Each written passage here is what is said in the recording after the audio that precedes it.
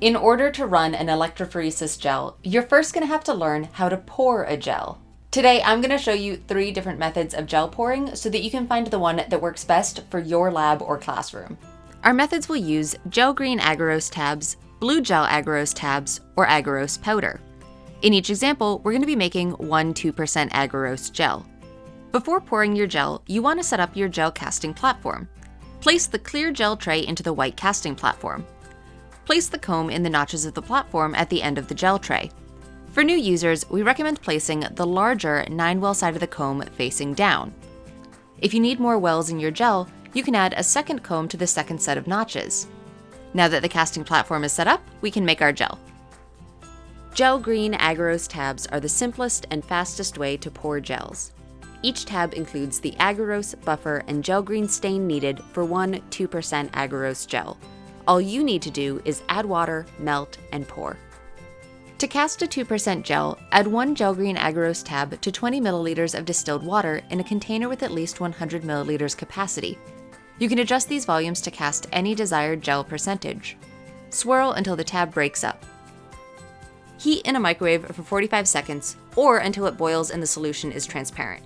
Keep an eye on it to make sure it doesn't boil over. Swirl using a hot mitt to make sure the solution is well mixed. Make sure that the solution is clear with no remaining agarose crystals. Because the GelGreen has already been added, it will have an orange tint. If needed, microwave again for 5 to 10 seconds. Pour the gel into assembled gel casting trays. Make sure you've inserted the combs to create wells. The gel will set in about 10 minutes. Once cooled, it should feel firm like Jell-O. Another convenient option that saves you from weighing agarose are blueGel tabs. Each blueGel tab is 0.5 grams of pre-weighed agarose, eliminating the time, mess, and mistakes that can come with weighing agarose powder. To cast a 2% gel, add 1 blueGel tab to 25 milliliters of 1x TBE buffer in a container with at least 100 milliliters capacity. You can adjust these volumes to cast any desired gel percentage. Swirl until the tab breaks up. Heat in a microwave for 45 seconds, or until it boils and the solution is clear. Keep an eye on it to make sure it doesn't boil over. Swirl using a hot mitt to make sure the solution is well mixed. Make sure that the solution is clear with no remaining agarose crystals. If needed, microwave again for 5 to 10 seconds.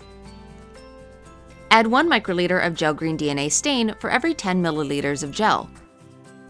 Here, because we made a 25 milliliter gel, we will add 2.5 microliters of GelGreen DNA stain and swirl until completely mixed.